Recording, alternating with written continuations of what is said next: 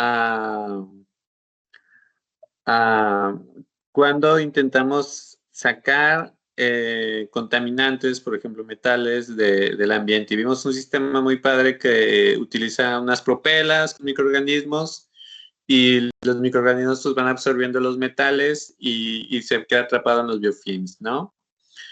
En el caso de la bioremediación de contaminantes orgánicos, pues es la descomposición de estos contaminantes debido a la actividad microbiana. Y en este caso, estos contaminantes van a ser la fuente de alimento del microorganismo o el sustrato, ¿no? En esta parte vemos técnicamente un resumen de, ¿cómo se llama? De los metabolismos de los organismos aeróbicos y los organismos anaeróbicos, ¿no? De una manera corta, pues podemos decir que pues las bacterias van a ocupar una fuente de carbono, principalmente pues glucosa, van a ocupar una fuente de nitrógeno, nutrientes esenciales como fósforo, azufre, hierro, magnesio, etcétera, ¿no? Y oxígeno, y pues este metabolismo va a generar a manera de desecho pues dióxido de carbono, agua y masa celular, ¿no? En el caso de los anaerobios, pues es igual, ocupa una fuente de carbono, una fuente de nitrógeno y pues los metales esenciales, pero como aceptores o donadores de electrones, pues no va a ocupar el oxígeno, puede ocupar dióxido de carbono, nitratos, hierro, sulfatos, y como subproducto vamos a obtener metano. Entonces, si se fijan, aquí la capacidad de los organismos anaerobios de obtener energía es más amplia e inclusive nos menciona, bueno, si se fijan, pues son compuestos más electronegativos. Y esto es importante en biodegradación porque, pues, mientras más electronegativos sea un compuesto, es más difícil de biodegradar, ¿no?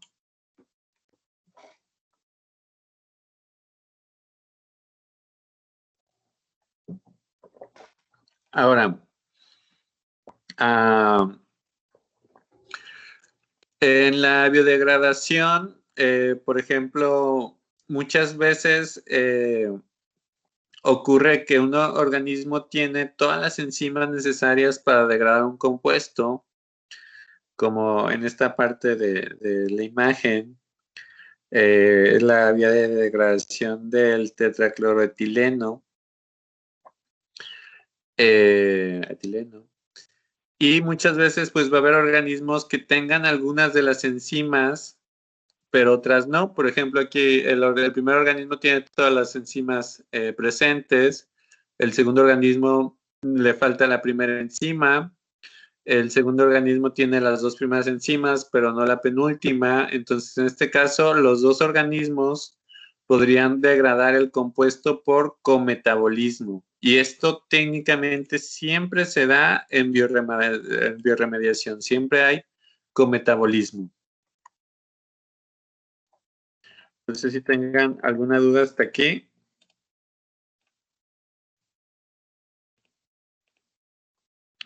Bueno, entonces, muchas veces algunos problemas de la bioremediación está en que algunas bacterias pues pueden descomponer algunos productos. Por ejemplo, el propanil lo pueden cortar en la parte más electronegativa, que es electronegativa porque tiene estos grupos halogenados, grupos cloro, generando monómeros. Y pues otra parte la va a aprovechar mineralizándola, haciendo la parte de su masa celular como parte de el metabolismo aeróbico. Pero bueno, estos monómeros muy electronegativos también luego generan complicaciones, por ejemplo, que se generen dímeros trímeros y polímeros muy largos que ya nadie o ningún microorganismo puede degradar, ¿no? Entonces no siempre es tan fácil la degradación, a veces inclusive puede traer más problemas, ¿no? Pero bueno, igual si el contaminante llega al ambiente tarde o temprano va a pasar esto. Entonces, ¿qué se ocupa saber? Ay, qué mal que tengas problema, Fátima. Ojalá que se resuelva pronto. ¿Qué se puede hacer o qué se tiene que saber para poder hacer una biodegradación? Pues la estructura del contaminante es importante, saber qué es el contaminante. Si el contaminante está biodisponible, lo cual tiene mucho que ver con la hidrosolubilidad. Si el contaminante es tóxico para los microorganismos que podamos utilizar o que están en el ambiente, y también tiene que ver la concentración y el potencial genético fenotípico, ¿no? Si la comunidad microbiana tiene los genes o las enzimas para poder degradar estos compuestos, ¿no? En cuanto a biodisponibilidad, pues la biodisponibilidad es fácil si nosotros hablamos de contaminantes que son solubles en agua. De hecho, si se acuerdan, pues cuando hablábamos de biomagnificación, pues lo que es soluble en agua no es tan biomagnificable y se va eliminando en el ambiente un poquito más fácil, ¿no? Y es más biodegradable. Pero que esa sería la A, ¿no? Que el contaminante esté soluble en algún líquido, en algún medio, pero pues también muchas veces las bacterias tienen que ir o tienen que buscar ese contaminante, por ejemplo, estos hidrocarburos, pues técnicamente tiene que acercarse y estar como que en contacto con el hidrocarburo consumiéndolo. Aquí se puede ayudar un poquito con sus hilos. También cuando tiene un contacto directo con gotas micrométricas, o sea que el agua esté revuelta, que haya pequeñas gotas del contaminante, igual la bacteria va a intentar buscarlos, acoplarse con ellos. Es todas las posibilidades. Y otra, pues es de que muchos microorganismos pueden generar surfactantes y los surfactantes, ayudan a generar micelas. No me acuerdo si aquí adelante viene una foto de las micelas, sí. Micelas como estas, que técnicamente son emulsiones, hablamos un poquito de eso, de lo de PCR de colonia, y las emulsiones pues van a tener una fase acuosa interior, externa también, y pues técnicamente los microorganismos pueden estar dentro y fuera, ¿no? Eso es en cuanto a biodisponibilidad. En cuanto a la estructura de los contaminantes, hay algo que se llama efectos estéricos. Entonces, por ejemplo, un octano es fácil de biodegradar porque la enzima puede tener contacto fácilmente con los enlaces covalentes que tiene que romper, pero si el grupo funcional que la enzima puede romper está opacado o bloqueado por algunos otros grupos funcionales, por ejemplo aquí que tiene unos metanos, que técnicamente es un 3,6 dimetano, bueno, un tetrametiloctano, pues la enzima no va a ser capaz de degradarlo, ¿no? Se va a ocupar otra enzima. Entonces, esos efectos estéricos son importantes también a tomar en cuenta en los contaminantes.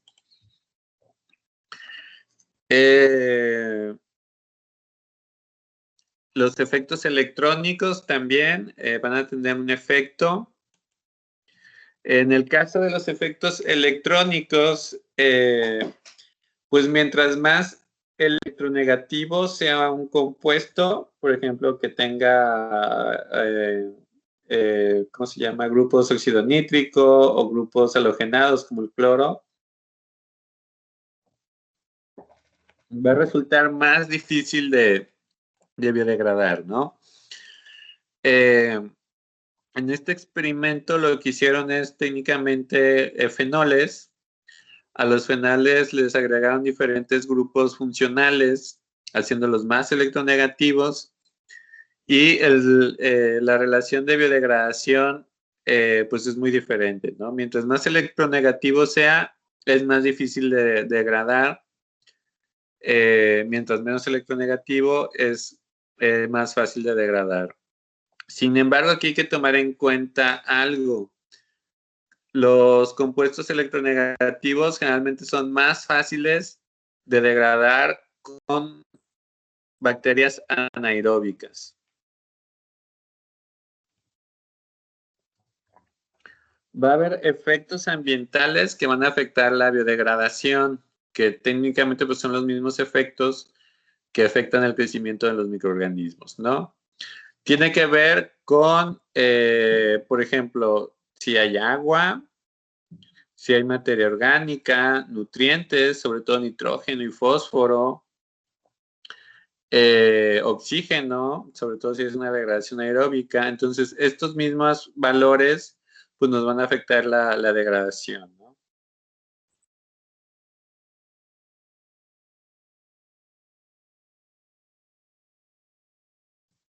Y bueno, pues esto no es tan importante.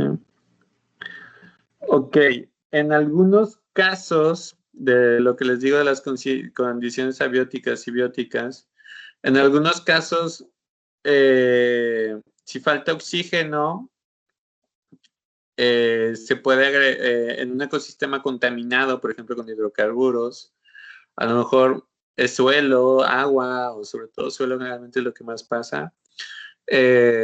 La adición de oxígeno ayuda a fomentar el crecimiento de los microorganismos o otros gases como el metano o el dióxido de carbono con organismos anaeróbicos. Entonces, también muchas veces los mismos microorganismos que están ahí pueden degradar el compuesto, ¿no? Pueden degradarlo, pero faltan nutrientes. Entonces, generalmente se agrega nitrógeno y fósforo. Ahora les pregunto, ¿cuál va a ser la fuente de carbono en un área contaminada? Si técnicamente yo voy a agregar nitrógeno y fósforo, ¿qué consideraríamos como la fuente de carbono en biodegradación para tomar estas medidas?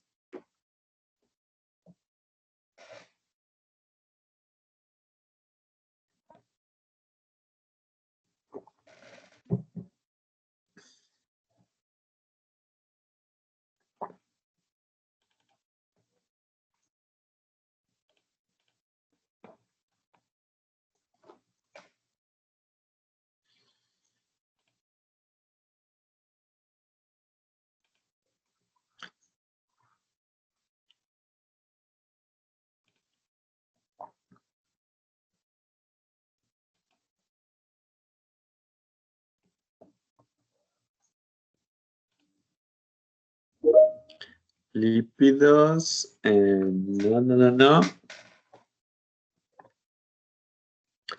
El tema es biodegradación de compuestos orgánicos. Ok, materia orgánica. Bueno, pues los lípidos son materia orgánica, ¿no?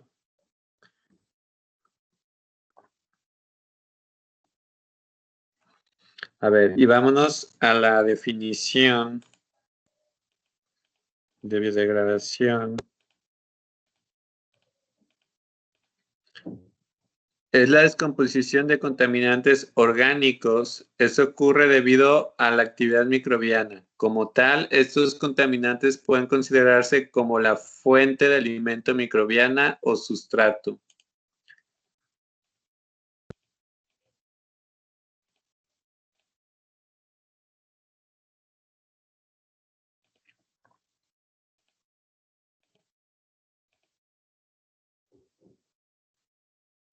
Bueno, aquí restos. No. Aquí tenemos un ecosistema, imagínense. Y luego se derrama petróleo, que es hidrocarburos. Y este hidrocarburo va a representar la fuente de carbono Entonces está agregando mucho carbono y hay un desbalance en los nutrientes en el ecosistema, ¿no? Entonces, obviamente, si hay organismos que puedan degradarlo, si nosotros en ese ecosistema nosotros podemos agregar nitrógeno y fósforo para que se cumpla la relación más factible para que sea la biodegradación, que es, digamos, 100 partes de carbono, 10 partes de nitrógeno y una parte de fósforo, ¿no? Digo, de fosfato. Entonces,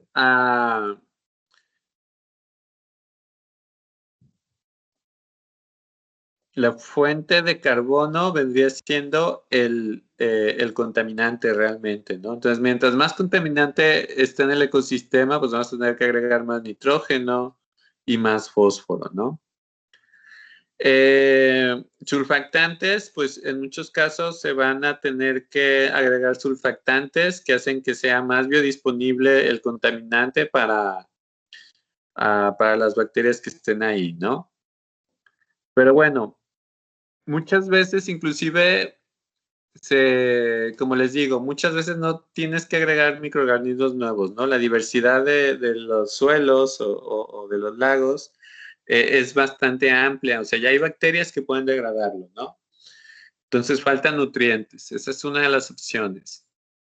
Otra de las opciones es que las bacterias que están presentes no pueden degradarlo, no pueden, no tienen los genes. Y aquí entra lo que se llama bioaugmentación, que es la adición de microorganismos o ADN, o un aumento biológico.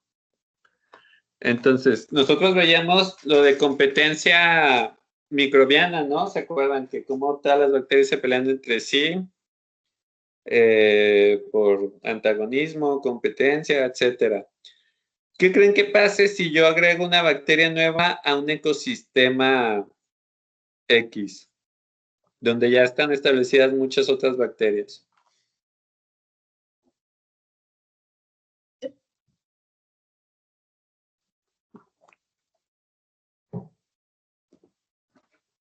Se va a poder acomodar fácilmente, a las otras bacterias le van a hacer la vida difícil. Sí, va a ser difícil, exactamente, ¿no? Va a haber un desequilibrio. Bueno, hay un desequilibrio desde que llega el contaminante, ¿no? Pero bueno, la bacteria nueva, pues va a estar muy difícil que se pueda establecer en ese ecosistema. Pero si trae genes que pueden degradar ese contaminante, pues recuerden que hay maneras de compartir el material genético de manera horizontal, que es, por ejemplo, la conjugación y la transformación. Entonces, muchas veces en un suelo contaminado se agrega una bacteria que tenga plásmidos degradativos y, digamos, a los 2, 3, 4 días se empieza a ver que hay degradación del compuesto del contaminante. Digamos, a las 2 semanas hay más degradación, pero ya no puedes aislar esa bacteria que se introdujo, ya no la puedes aislar, ya no está ahí, pero puedes detectar sus genes o los genes degradativos que ya están en plásmidos dentro de otras bacterias, ¿no? Entonces, generalmente las bacterias que están ahí endógenas, pues no van a dejar que se establezca esa bacteria, pero pues le van a robar sus plásmidos a partir de conjugación, inclusive ADN genómico, a partir de transformación, lo van a aceptar y van a poder degradar el contaminante. De hecho, muchas veces pasa que los organismos aceptan, bueno, muchas veces pasa también que inclusive ya ni siquiera agregan microorganismos, agregan formulaciones de DNA con genes para que las bacterias lo puedan aceptar y degradar, ¿no? Obviamente tienen que agregar bastante DNA para que con que unas cuantas moléculas de DNA sean aceptadas por transformación, vayan haciendo que las poblaciones microbianas presentes ahí puedan degradar el compuesto, ¿no? Ahora, tenemos otra cosa que se llama degradación secuencial, que es anaeróbica y aeróbica. Nunca he visto que sea al revés, la verdad. Pero bueno, vamos a ver que esto no solo se da en bioremediación, contaminantes orgánicos, también en tratamiento de aguas residuales. Porque, por ejemplo, en tratamiento de aguas residuales, lo que nosotros queremos bajar es la demanda bioquímica de oxígeno. Y cuando la demanda bioquímica de oxígeno es demasiado alta, no como por ejemplo sale el agua de nuestras casas, pero sí como cuando sale de industrias alimenticias, por ejemplo, industrias de la leche, donde se trata maíz, el proceso de nixtamalización, pues la demanda bioquímica de oxígeno es muy alta y se tiene que degradar primero de manera anaeróbica. En el caso de la biodegradación de compuestos orgánicos, cuando estos compuestos son demasiado electronegativos, sobre todo cuando están halogenados, es más fácil primero hacer una biodegradación anaeróbica que le va a ir rompiendo esos compuestos halogenados, esos grupos funcionales halogenados, los cloros, y después se pasa una biodegradación aeróbica para que ya se puedan romper los demás enlaces, ¿no? Y pues ambos lo van a utilizar como su fuente de energía, su fuente de carbono, ¿no?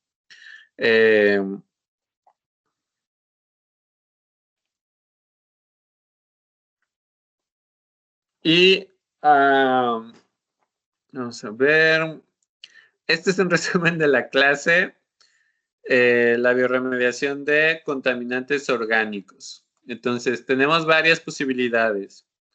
Hay contaminación ¿cómo se llama? Ecosistema, por ejemplo, un derrame de petróleo, y se puede hacer un proceso de bioatenuación. O sea, se puede analizar si los microorganismos que están ahí y los nutrientes que están presentes en ese ecosistema pueden degradar solos ese contaminante, ¿no? Muchas veces pasa, sobre todo cuando son suelos con muchos nutrientes, con una gran carga microbiana, pues no le ocupas agregar nada, ¿no? Hay que monitorear y se ve cómo el contaminante se va degradando, ¿no? La otra es la bioestimulación. La bioestimulación, pues están los microorganismos que podrían degradarlo, pero no tienen nutrientes, ¿no? No tienen los aceptores y donadores de electrones, entonces aquí se tiene que agregar ya sea oxígeno, metano, si es anaeróbico, o los nutrientes que mencionábamos, nitrógeno o fosfatos, ¿no? Y la bioaumentación, pues ahora sí es inocular microorganismos, ¿no? Ya sea agregar bacterias o la bioaugmentación genética, que es agregar genes.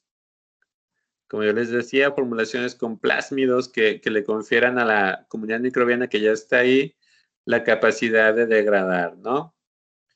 Y bueno, aquí vienen los factores abióticos que afectan la biodegradación, la humedad, la temperatura, el pH, la materia orgánica, las propiedades que pueden afectar la biodegradación como la biodisponibilidad, ¿no? Y pues lo que se tiene que aprovechar, o los factores bióticos que están a la morfología, la fisiología de los microorganismos, si pueden aguantar contaminantes, si pueden formarlo parte de su metabolismo, y pues las distancias filogenéticas entre los microorganismos que están ahí, ¿no? Si están más cercanos o si hay emparentados, es más fácil que uno pueda aceptar un plásmido de otro, ¿no? Que tiene que ver con el rango de donación y la capacidad de aceptar DNA exógeno, lo que tiene que ver con la transferencia eficaz de plásmidos y que puedan expresar estos genes, ¿no? Son cosillas que se tienen que tomar en cuenta. Bueno, aquí vamos a hacer una pequeña pausa. porque técnicamente aquí, no me acuerdo si con ustedes está contemplada una tarea para que la hagan.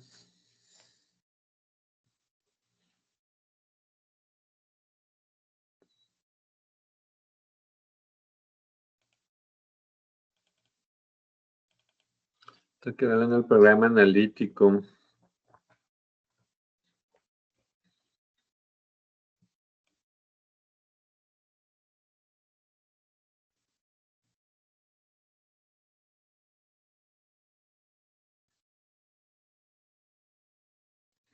A ver, evidencias. Oh, sí, les toca.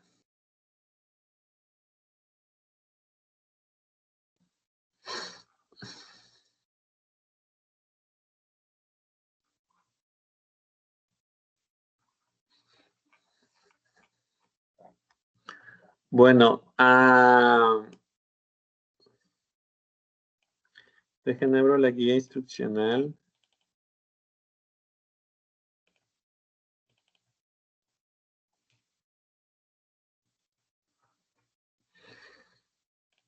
Y la compartimos.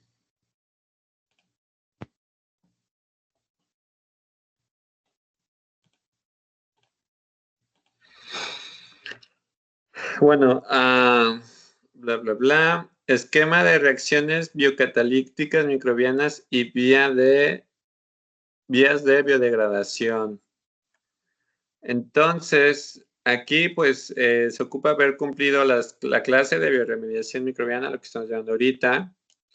Y ustedes lo que me van a hacer es, van a realizar un esquema de la vía de biodegradación del glifosfato, propileno y organosilicona. ¿Qué es esto? Bueno, son contaminantes. Y, por ejemplo, en el caso del glifosato, el glifosato se utiliza como herbicida en los cultivos. Por ejemplo, si tú cultivas maíz, pues quieres que crezca maíz, entonces cuando el maíz ya tiene un buen tamaño, pues agregas glifosato para que se mueran las plantas, que la maleza, que le pueda ir quitando nutrientes al maíz, ¿no? De hecho, yo en general estoy muy de acuerdo con el uso de transgénicos, nada más no me gustan los que les dan resistencia al glifosato, porque pues pueden agregar más herbicidas y estos sí tienen un efecto, ¿no? Parte de las adaptaciones de los microorganismos de biodegradar compuestos en el ambiente es qué tan expuestos están a los contaminantes. Entonces, por ejemplo, si hay, no sé, una zona de cultivos donde se ha agregado glifosato por 10 años, va a pasar esto. Se agrega y a lo mejor el glifosato es biodegradado en una semana o 2 semanas. Problema, tienen que agregar más y más. Pero puede haber otro ecosistema, otro agroecosistema, otra zona de cultivos, donde apenas se está empezando a agregar el glifosato.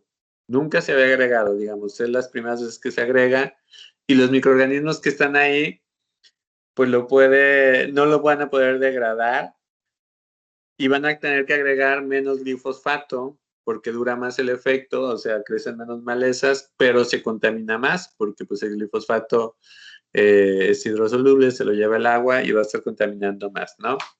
Pero bueno, para hacer esta tarea de esquema de reacciones biocatalíticas microbianas y biodegradación, va a ser individual. Me la van a subir voy a abrir una carpetita, ahorita la abro, y pues hay que entrar a esta página. Vamos a entrar a esta página.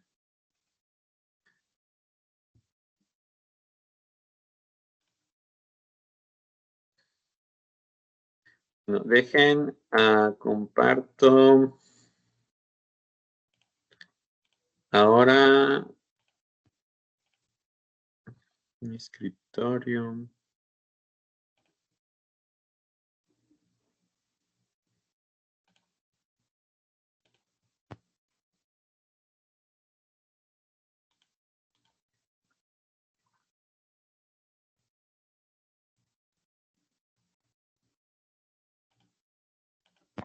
Y aquí está. Bueno, esta página es una base de datos de vías de biodegradación. Está chida. A lo mejor un poco sencilla, pero muy buena, ¿no? Entonces, yo aquí puedo buscar un contaminante.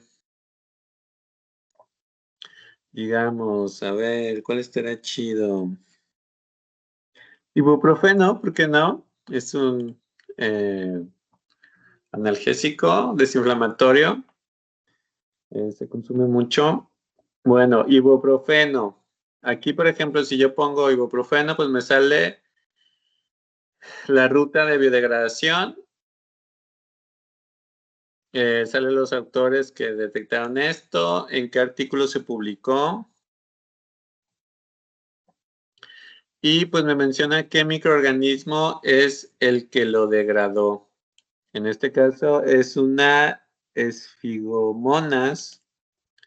Ok, yo también, por ejemplo, puedo ver específicamente qué es el ibuprofeno. Pues aquí viene la fórmula, el peso molecular, la estructura, algunos sinónimos. Pero bueno, yo sí me voy a enfocar a esto, que es la ruta metabólica que lo degrada. Esta bacteria, por ejemplo, tiene una coenzima A ligasa que lo va a ir modificando y bueno, pues viene una enzima, otra enzima y técnicamente, eh, por ejemplo, aquí en esta parte del contaminante va a quedar como propanolilcoenzima, que de hecho se va a ir al metabolismo, al ciclo de Krebs. Bueno, más bien del metabolismo del propanato, que bueno, luego se entra el ciclo de Krebs. Y pues va a ser la fuente de energía del organismo como tal, ¿no? Eh, entonces, técnicamente, pues al final va a quedar como 2-hidroxil 5 isobutil 1 hexa 2,4 diodenato. Y aquí viene la estructura, ¿no? A lo mejor no lo degradan algo muy, muy interesante. Pero bueno, muchas veces los compuestos en los que se degradan van a formar parte de la glucólisis o... A ver, vamos a buscar uno complicado. Bueno, el propileno, por ahí viene un ejemplo de propileno. Por ejemplo, el propileno es degradado por Xantobacter. Y sí, el propileno también entra en el ciclo de Krebs y en la glucólisis técnicamente. Pero bueno, esto es lo que me van a reportar, ¿no? La vía de biodegradación. Entonces yo a lo mejor en el examen les voy a poner, no sé,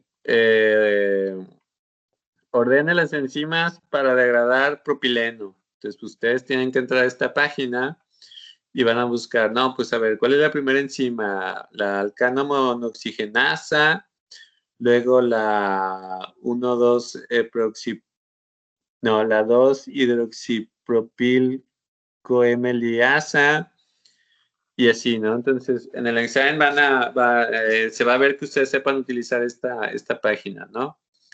Entonces, viene ese orden, enzima, compuesto, ¿no? Y vamos a ver qué más viene, qué más nos dice la guía instruccional,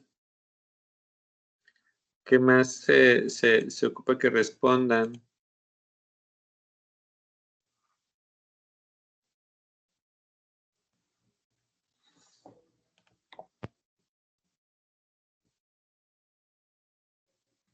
Está fácil, no se preocupen.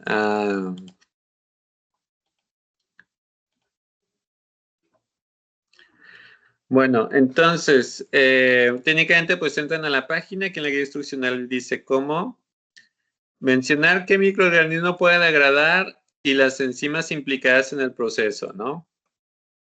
Así como cuál sería el compuesto final y en qué ruta metabólica del microorganismo participa. La tarea está fácil. Entonces ya les mencioné, por ejemplo, pues ahí venía qué microorganismo era, qué enzimas y en qué orden están implicadas en el proceso, o sea, la ruta. ¿Cuál es el compuesto final? Pues el que viene abajo y ustedes si le dan, pues se va a salir en qué ruta metabólica entra, ¿no?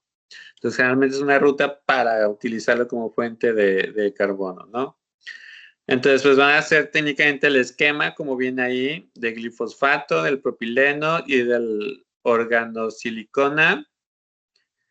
Van a mencionar qué microorganismos los pueden degradar, muchas veces vienen más de uno, qué enzimas utilizan, el compuesto final y la ruta metabólica final, ¿no?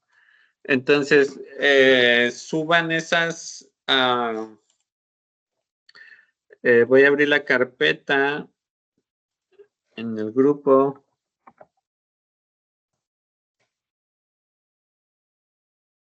Sinceramente, no la voy a revisar a profundidad, la voy a abrir, ver que si lo hice más, no voy a ver si está bien o mal, o bueno, lo voy rápido realmente. Pero pues necesitan aprenderlo porque va a venir en el examen.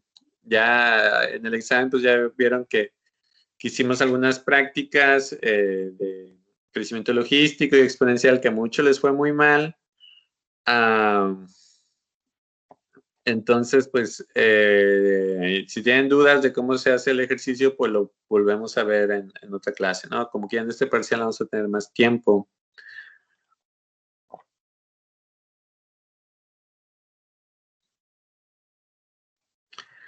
Y este sería actividad o evidencia 3.2. Ahí está ya la carpeta. Y pues tienen toda la semana, hasta el viernes, tienen todo el viernes.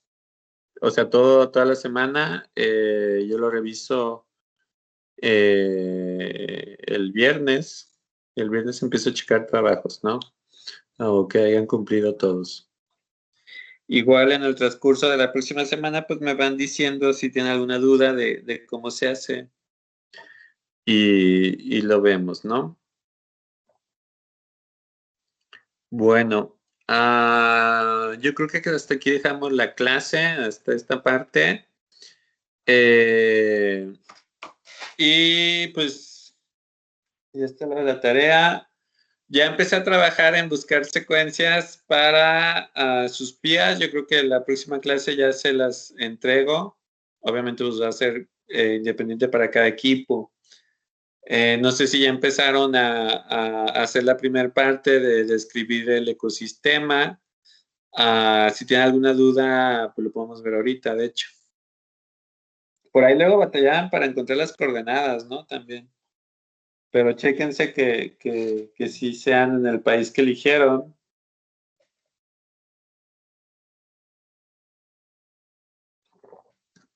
Y pues miren, este parcial es más light en cuanto a clases.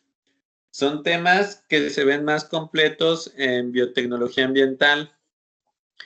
Entonces, vamos a seguir teniendo clase aunque terminemos los temas, pero también me voy a enfocar mucho en ayudarles con el PIA. Entonces, si vayan avanzándole para que si van teniendo dudas, pues yo les puedo ir ayudando y así ya cuando fijemos una fecha de término, pues no va a tener en entregarlo y no va a tener en exponerlo, ¿no? Bueno, entonces, pues que tengan muy bonita tarde, cuídense mucho y que tengan un chido fin de semana, ¿no? Ah, hasta luego, pórtense mal y pues cuídense muy bien.